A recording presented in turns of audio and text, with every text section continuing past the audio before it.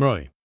Hey everyone! Before we begin today's story, please take a moment to subscribe to our channel. We're trying to reach 1,000 subscribers as soon as possible, and your support means everything to us. Now let's dive into this powerful story about the man in black and a special connection that changed everything. Johnny Cash sat alone in his tour bus, the evening light fading as he sorted through the day's fan mail with tired eyes.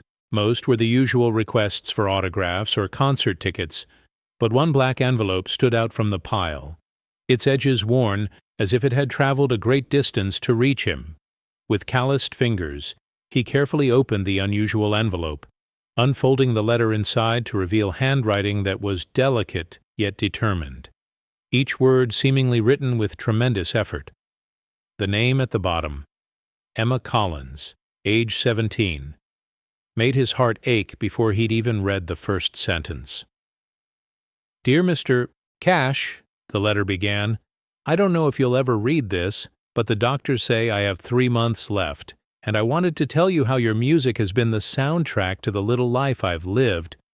Johnny's breath caught as he continued reading about this young girl from a small Midwestern town who had been battling leukemia for years. Emma described how his songs about redemption and perseverance had given her strength during endless hospital stays, how she played his music during chemotherapy sessions, and how his voice had become a friend when isolation kept her from the world. "Your music makes me feel less alone," she wrote, "like someone understands that darkness and light can exist in the same heart." Later that night in his hotel room, Johnny couldn't sleep, Emma's words echoing in his mind as he picked up his guitar. He had been working on a new song for weeks, but suddenly the lyrics felt hollow, meaningless compared to the raw honesty of Emma's letter. With the black envelope propped against a lamp, he strummed a few chords and began rewriting, crossing out entire verses and replacing them with words that spoke to courage in the face of mortality, about finding beauty in borrowed time. The melody remained, but the heart of the song transformed as the night deepened around him. The next morning, Johnny asked his manager to track down Emma's family, refusing to move on to the next tour stop without making contact. "This isn't publicity," he insisted when his team suggested bringing cameras. "This is personal." When the phone finally connected, Johnny introduced himself to Emma's mother, whose shocked silence quickly turned to tears as she explained that Emma had been moved to hospice care just yesterday. "She doesn't have 3 months," her mother whispered. "The doctors say it might be weeks now." Without hesitation, Johnny rearranged his tour schedule, postponing 2 shows despite the complications it created. "Some things matter more than contracts," he told his frustrated tour manager as they changed course toward the small hospital in Ohio. The tour bus rolled through the night, Johnny sitting quietly by the window, the rewritten song in his hands as he made minor adjustments, determined to perfect every word, every note. This wasn't just another song now. It was a promise to a girl who had found meaning in his music when she needed it most. The hospice center was quieter than Johnny expected, the hallways filled with a hushed reverence that made his footsteps seem too loud. A nurse led him to Emma's room, warning him that she had been drifting in and out of consciousness that morning. Emma's thin frame seemed to disappear beneath the hospital blankets, her pale face framed by what remained of her hair. But when she opened her eyes and saw Johnny standing in the doorway with his guitar, the smile that bloomed across her face held more life than any concert crowd he had ever faced. "You came," Emma whispered, her voice barely audible as Johnny sat in the chair beside her bed. "I never thought you'd actually read it." Johnny took her fragile hand in his, careful not to disturb the IV line. "Your letter was the most honest thing I've read in years," he told her, his voice low and steady, despite the emotion tightening his throat. "You reminded me why I started writing music in the first place." Emma's parents stood quietly in the corner of the room, holding each other as Johnny explained how her letter had changed a song he'd been working on. "Would you like to hear it?" he asked. And Emma nodded, her eyes suddenly brighter than they had been in weeks, according to the nurse's whispered comment. As he tuned his guitar in the small hospital room, Johnny felt none of the nervousness that sometimes still struck before performing for thousands. Instead, there was only the sacred duty of delivering something true to an audience of one. "This is called Borrowed Angels," he said softly, "and it wouldn't exist without you." The first notes filled the sterile room, transforming it into something holy as Johnny's deep voice wrapped around lyrics of borrowed time and enduring spirit. The song spoke of heaven lending its angels to earth for brief, precious moments, how some souls burn too brightly to stay long. Emma closed her eyes as she listened, tears tracking silently down her cheeks, but her lips held a smile that grew with each verse. The hospital staff gathered in the doorway, drawn by the unexpected music and the rare sound of Johnny Cash performing a song no one had ever heard before. After finishing the song, Johnny stayed for hours, listening to Emma's stories and sharing his own. Before leaving, he promised something he'd never done before. "I'm recording this song next week," he told her, "and your name will be in the credits. This is your song too, Emma." Back on the tour bus, Johnny called his producer, insisting on pushing up the recording session for Borrowed Angels and explaining that it needed to be completed with absolute priority. "We're racing against time," was all he would say when questioned about the urgency.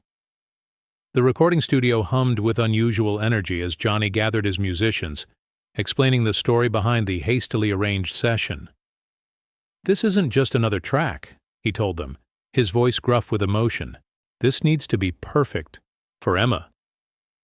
The technicians captured every note, every inflection of Johnny's voice as he performed the song with an intensity that left the studio in reverent silence when the final chord faded.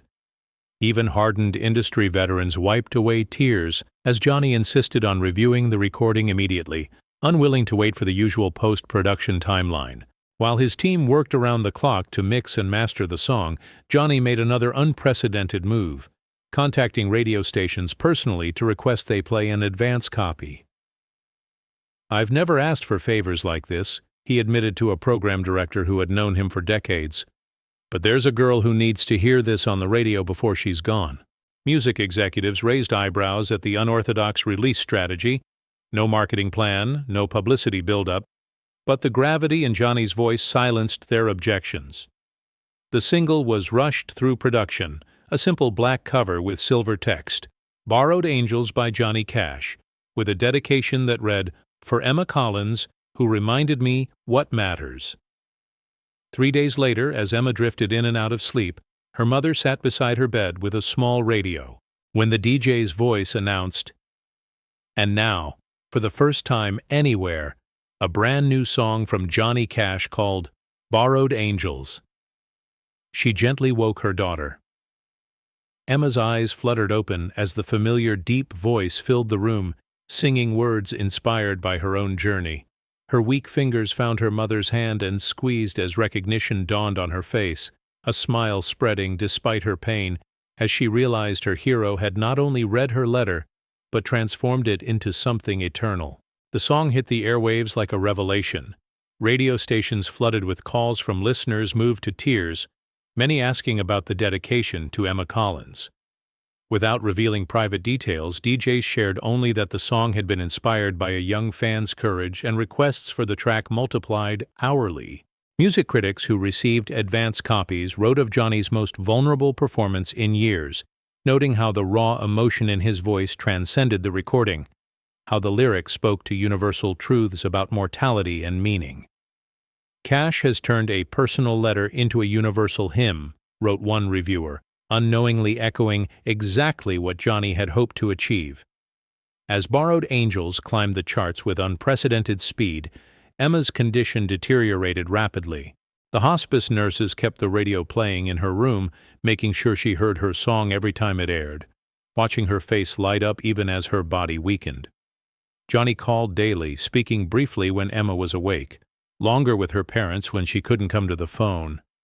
When her mother tearfully reported that Emma was now drifting in and out of consciousness, Johnny canceled his next performance and headed back to Ohio, determined to be there before it was too late. Johnny arrived at the hospice center carrying a small package wrapped in simple black paper. Emma's doctor met him in the hallway, explaining in hushed tones that she was entering her final days, perhaps hours, but was hanging on with remarkable determination. When he entered the room, Emma's eyes were closed, her breathing shallow, but when her mother whispered, "Johnny's here, sweetheart," she opened them briefly, a ghost of her smile appearing. "You came back," she whispered, and Johnny nodded, taking her hand as he sat beside her. "I brought you something," Johnny said, placing the package on the bed. With her mother's help, Emma unwrapped it to reveal the first pressed vinyl copy of Borrowed Angels, her name clearly visible in the credits under Inspiration. Next to the record was a handwritten letter from Johnny, expressing with carefully chosen words what her courage had taught him about living fully in borrowed time. "You've changed my music," he wrote, "and that means you've changed my life. Some people live for decades without leaving the mark you've made in your 17 years. That evening, as Emma slept, her father turned on the small television in her room with the volume low. The music news reported that Borrowed Angels had entered the charts at number 3, Johnny's highest debut in years, showing footage of people lining up at record stores across the country. When the reporter mentioned that the song had been inspired by a terminally ill fan, the camera cut to Johnny at a press conference, his face solemn, as he said simply, "Some letters change you. Emma showed me what courage really looks like, and if this song touches even one person the way her words touched me, then it's the most important thing I've recorded in years." The next morning, Emma's breathing became more labored, her moments of consciousness briefer. The doctor explained gently to Johnny and her parents that the end was approaching, suggesting they say what needed to be said while she could still hear them. In those quiet hours, Johnny brought his guitar one last time to her bedside, playing softly as her family gathered around, creating a final memory scored by the music that had connected them. Between songs, he leaned close and whispered, "Your letter will keep changing lives through this song, Emma. You won't be forgotten." Emma Collins passed away peacefully at 2:17 the next morning, her parents on one side of her bed, Johnny dozing in a chair on the other. Her mother would later say that her daughter's face looked serene, as if she had completed an important task. Johnny stayed for the small private funeral, standing quietly at the back of the church as Borrowed Angels played on a portable record player. The first time many in attendance had heard the song that had come from their daughter's connection to the Man in Black. On the long drive back to his tour, Johnny sat with his notebook open, reflecting on the brief but profound connection he'd formed with a young fan he'd never have known without her letter. What had begun as a simple response to a piece of fan mail had become one of the most meaningful experiences of his career.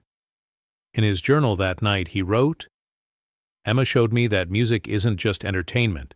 It's lifelines thrown between strangers, connecting us across all the distances that should keep us apart.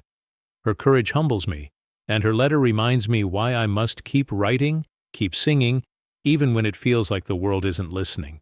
3 months later, Johnny released a full album titled Letters to Strangers, with Borrowed Angels as the opening track. Each song was inspired by different letters he'd received over the years, but had never fully acknowledged until Emma showed him their importance. In interviews about the album, Johnny spoke openly about Emma with her parents' permission, explaining how a dying girl's honesty had rekindled something essential in his approach to music. Critics called it his most connected work in decades, noting that his voice carried new depths of empathy and understanding. A year after Emma's passing, Johnny established the Emma Collins Foundation, dedicated to bringing music therapy to children in hospice care across the country. "Music shouldn't be a luxury for these kids," he said at the foundation's launch. "It should be medicine, connection, a hand to hold when they're afraid." The foundation arranged for musicians to visit children's hospitals, provided instruments and recording equipment for young patients to create their own music, and funded research into how music could ease suffering and provide emotional support during terminal illness. Emma's parents served on the board, helping transform their personal loss into a legacy of comfort for others. Johnny kept Emma's original letter in a frame on his studio wall, a constant reminder of why he made music. Whenever he felt lost in the business of being Johnny Cash, he would read it again, finding renewed purpose in her words about finding light in darkness. Years later, when young artists would ask him for advice about navigating fame and creative struggles, he would often tell them Emma's story, emphasizing that the true power of music wasn't found in record sales or awards, but in the sacred connections formed between artist and listener, in the way songs could become companions in someone's darkest hours. On the 10th anniversary of Emma's death, Johnny returned to her hometown to perform a benefit concert for the foundation that bore her name. The small venue was filled with people whose lives had been touched by Emma's story, patients who had benefited from music therapy, families who had found comfort in Borrowed Angels during their own losses. As Johnny performed Borrowed Angels to close the show, he looked out at the audience illuminated by phone lights raised in tribute, and for a moment he could almost see Emma in the front row, smiling as she had in that hospital room years ago when she first heard her song. In that moment, he understood that some connections transcend death, that music builds bridges between souls that even time cannot wear away, and that a single letter from a dying fan had not only changed a song, but had changed him forever.